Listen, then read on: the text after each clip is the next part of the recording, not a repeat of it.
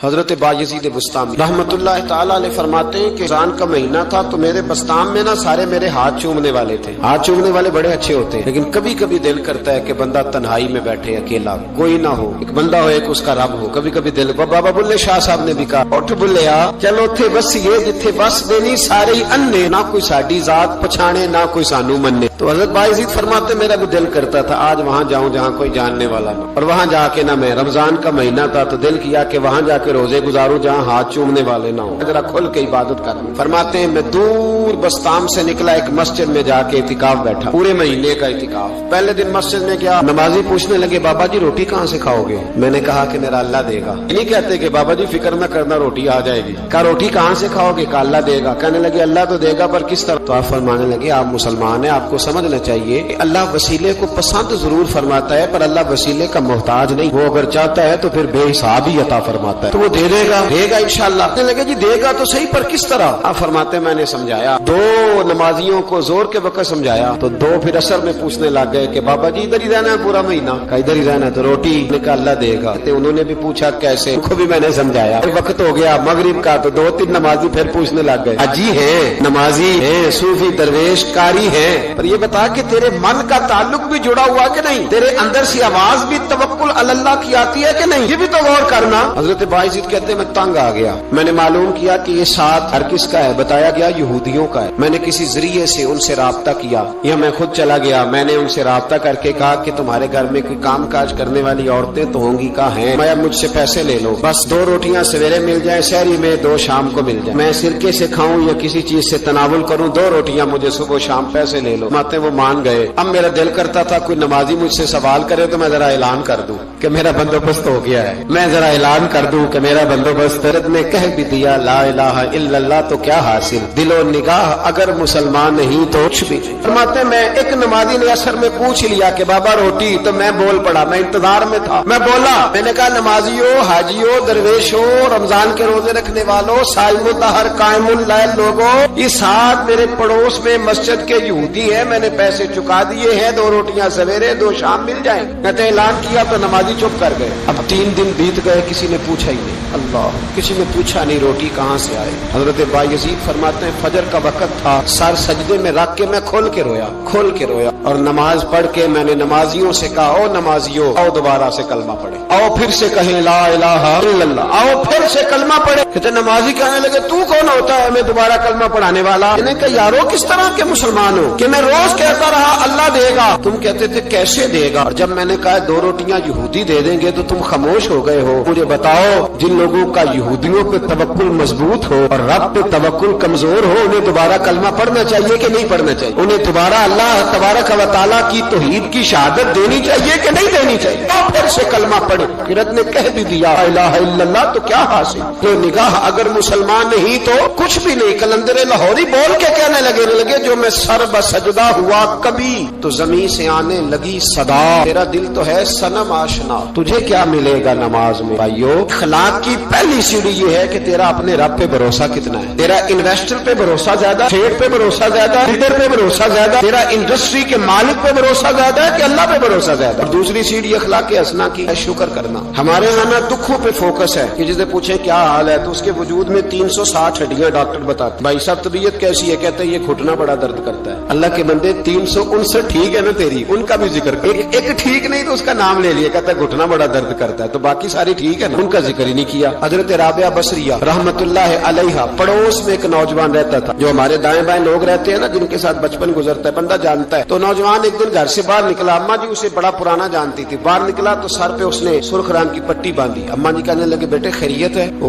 گھر پرانی جو مائیں ہوتی تھی نا وہ جانتی تھی بچہ کس کا ہے، والد کا نام کیا ہے، دادا. بیٹا خیر ہے؟ اماں جی سر میں درد ہو رہی تھی شدید، تو پٹی باندھ لی. تو اماں کہنے لگی بیٹے عمر کتنی ہو گئی؟ لگا 35-40 سال. بیٹے 35-40 سال میں کبھی درد تو نہیں ہوا؟ کہ نہیں. اماں جی فرمانے لگے 40 سال اللہ نے صحت دی، تو نے شکر کی ایک پٹی بھی نہیں باندھی، اور آج درد ہوا ہے تو شکوے کی پٹی فوراً ہی باندھ لی ہے تاکہ سارے زمانے کو بتاتا بھی رہے کہ بڑی درد ہے بڑی درد ہے. 40 سال میں کوئی شکر کی پٹی بھی باندھنی، پتہ چلتا کہ تجھے اللہ تعالیٰ کا شکر بھی تیرے پاس. حضرت حضرت جناب عیسیٰ علی نبینا علیہ الصلوۃ والسلام گزر رہے تھے، ایک شخص زمین پہ لیٹا ہے، اس شخص کی دونوں آنکھیں بھی کوئی نہیں، دونوں پیر بھی نہیں اور دونوں ہاتھ بھی نہیں، لوگ اس کے گرد کھڑے ہیں اور بندہ پتہ کیا کہہ رہا ہے، یا اللہ تیرا شکر، یا اللہ تیرا شکر ہے مالک، الحمدللہ علی کل حال، تیرا شکر شکر۔ لوگ بڑے حیران دیکھ رہے تھے تو جناب عیسیٰ علیہ السلام نے پوچھا کس بات پہ حیران ہو؟ کہا حضرت جی حیران ہے کہ بندے کی آنکھیں بھی کوئی نہیں، دونوں ہاتھ کوئی نہیں، دونوں پیر کوئی، ذرا غور کرنا، جس کی ایک انگلی کٹی ہوتی ہے ساری توجہ اسی پہ رکھتا ہے، دونوں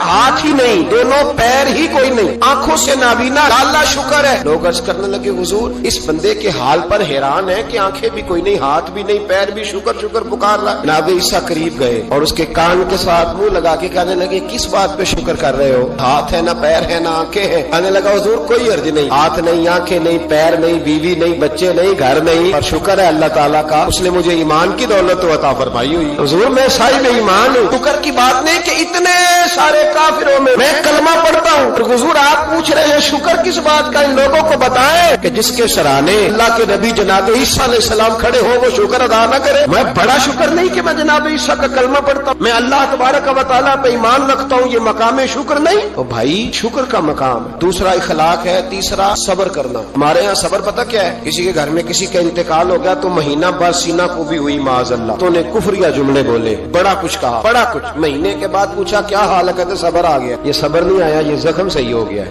صبر کس کو کہتے ہیں؟ مسلم شریف میں نبی پاک علیہ السلام کا فرمان ہے، فرمایا انما صبرهم عند الصدمۃ الاولى، فرمایا این جب تجھے مصیبت کی خبر پہنچے اس وقت اگر تو صبر کرے پھر تو نے صبر کیا، اس وقت اگر تو کہے انا للہ انا الیہ راجعون پھر تو صابر ہے۔ اگر 1.5 مہینے کے بعد 6 مہینے کے بعد صبر نہیں آیا پھر تو زخم صحیح ہو، پھر تو آنسو ہی خشک ہو گئے۔ صبر این مصیبت کے وقت، این جب مصیبت آئے تو صبر کرنے کا نام صبر ہے۔ اندر حوصلہ پیدا کریں، صبر پیدا کریں۔ ہم نے جو اللہ سے نعمتیں لی ہیں وہ پیسے جمع کرا کے نہیں لی معاذ اللہ، اس نے اپنے فضل سے دی ہے، اور جب چاہتا ہے اپنے کرم سے واپس بھی لیتا ہے۔ اپنی زندگی میں حوصلہ پیدا کریں۔ اور ایک بات اور، صوفیاء کرام، اولیاء کرام یہ فرماتے ہیں کہ دکھ انسان کو اللہ کے قریب کرتے ہیں۔ آپ کو نہ بھی سمجھ آئی تو جملہ بڑا مزیدار ہے، دکھ انسان کو اللہ کے قریب کرتے ہیں، سکھ بندے کو اللہ سے دور کرتے ہیں۔ یاد رکھنا، جن کو دکھ کوئی نہیں نہ ہوتا تو بیت اللہ کے غلاف کو پکڑ کے بھی نہیں روتے، جو تڑپ رہے ہوتے ہیں نا، تڑپ رہے ہوتے ہیں، سسکیاں لے رہے ہوتے ہیں، ان کے قریب جا کے پوچھو بابا کیا مسئلہ ہے، تو کہتے ہیں بیٹی سسرال میں دکھی ہے، بیٹا جوان ہے پر بے اولاد ہے۔ دکھ ہے نا جن لوگوں کو، ان کے پاس درد ہے، ان کی آنکھوں میں آنسو ہے، لیکن جو سکھی ہیں ان کا ماحول، ان کے معاملات سخت ہو جاتے۔ حضرت ایوب علی نبینا علیہ الصلوۃ والسلام اللہ کے پیغمبر، اللہ نے بیٹے بھی دیے، پیٹ بھی دیے،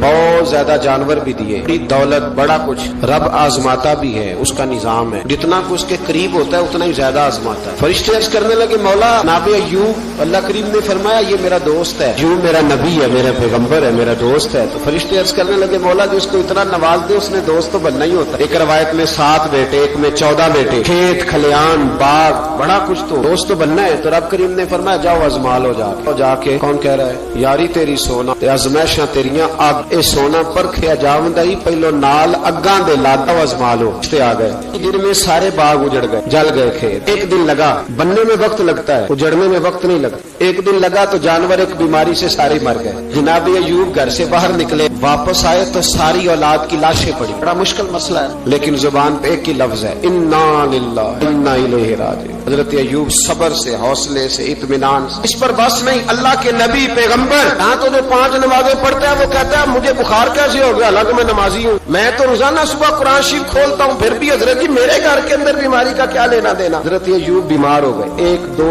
3 4 ہفتے، مہینے، سال نہیں، 16 سال بیت گئے بیمار، 16 سال بیت گئے، 16 سال۔ حضرت ایوب علیل ہے۔ ایک دن زوجہ قریب آئی تو کہنے لگی آپ اللہ کے نبی ہیں، آپ جو بھی دعا کریں مالک قبول فرما لیتا ہے، دعا کریں آپ کو شفا دے دے۔ جناب ایوب فرمانے لگے ایک بات تو بتا، شفا کتنے دن رہی؟ کہنے لگی 60 سال۔ میں کھیت کھلیان اولاد مال دولت کتنا عرصہ رہا؟ کہا 60 سال۔ 60۔ آپ فرمانے لگے بیماری کو کتنے سال ہوئے؟ کہا 16 سال۔ فرمانے لگے ذرا مجھے تکلیفیں اور بیماریوں کو بھی 60 سال ہو لینے دے، پھر دعا بھی مانگ لوں گا۔ برابر تو ہو لے، یہ تو صرف 16 ہوئے، 60 ہو لے دعا مانگ لوں۔ اور فرمانے لگے دعا مانگنی چاہیے پر میرے رب کو پتا ہے ایوب کس حال میں ہے، بس زبان پہ یہ لفظ آئے تو اللہ نے فرشتوں سے فرمایا تم نے جانچ لیا ہے لیبلوکم ایکم احسن عملا؟ چل گیا مولا، چل گیا۔ فرمایا جاؤ اب میرے بندے کو نواز دو، بس مالک بے نیاز ہے نا۔ بنجر زمینیں پھر سے آباد ہو، پھر سے جانور آ گئے، وہی لہر بہر ہو گئی، بیٹے بھی اللہ نے دے دیے، مال دولت جائیداد ہر چیز گھر میں بیٹھے شفا بھی ہو گئی. حضرت ایوب کی زوجہ قریب بیٹھی ہے, سکھوں کے دن آ گئے, پوچھنے لگی ایوب ایک مسئلہ پوچھنا ہے. ایک بات ذہن میں آئی, اجازت دے تو دریافت کروں؟ فرمانے لگے پوچھو. تو زوجہ عرض کرنے لگی حضور بتلائیے دکھ اچھے کے سکھ, دکھ اچھے کے سکھ. تو جناب ایوب فرمانے لگے دن سارے اللہ کے, دن سارے اللہ, دکھی رکھے تب بھی مہربانی, سکھی رکھے تب بھی فضل ٹھیک ہے, پر اگر میرے دل کا حال پوچھے نا تو دکھ بڑے اچھے تھے, بڑے اچھے تھے وہ دکھ. کہا حضور دکھ اچھے تھے؟ جناب ایوب فرمانے لگے جب میں بیمار تھا تو میرا رب 24 گھنٹے میں ایک دفعہ میرا حال پوچھا کرتا تھا. رب پوچھتا تھا ایوب تیرا کیا حال ہے, رب پوچھتا تھا, خدا خود میرے مجلس بو اللہ پوچھتا تھا. فرماتے ہیں 12 گھنٹے اس مزے میں گزر جاتے تھے کہ میرے رب نے میرا حال پوچھا ہے. 12 گھنٹے اس کیف میں بیت جاتے کہ اللہ نے حال پوچھا. فرمایا اگلے 12 گھنٹے میں انتظار کرتا رہتا تھا کہ رب دوبارہ کب حال پوچھے گا. فرمایا 24 گھنٹے میں ایک دفعہ پوچھتا تھا. دوار عمر دراز مانگ کے لائے تھے 4 دن, دو آرزو میں کٹ گئے تو انتظار میں. تو فرماتے ہیں بس یہ اس طرح حال گزر جاتا تھا. فرمانے لگے شفا تو ہو گئی, صحت تو ہو گئی, کھیت کھلیان تو ہو گئے, پر اب میرا رب میرا حال تو نہیں نہ پوچھتا. صبر کرنا سیکھیں, حوصلہ پیدا کریں. چھوٹی چھوٹی باتوں پہ, چھوٹے چھوٹے معاملات پہ رونے لگنا اور چھوٹی چھوٹی چیزوں کو آڑ بنا کر ناشکری کر, صبر پیدا کریں.